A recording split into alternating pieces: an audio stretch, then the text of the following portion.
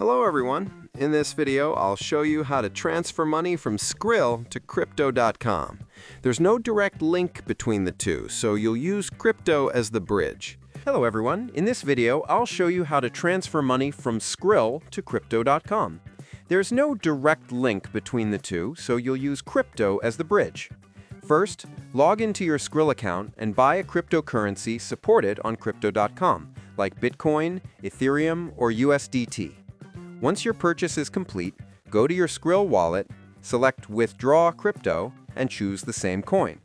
Now, open your Crypto.com app, tap Deposit, select the coin you're transferring, and copy your wallet address. Go back to Skrill, paste that address, select the correct blockchain network, enter the amount you want to send, and confirm. After Skrill processes the withdrawal, the funds will appear in your Crypto.com wallet. And that's the step-by-step way to move money from Skrill to Crypto.com. Subscribe to the channel for more videos.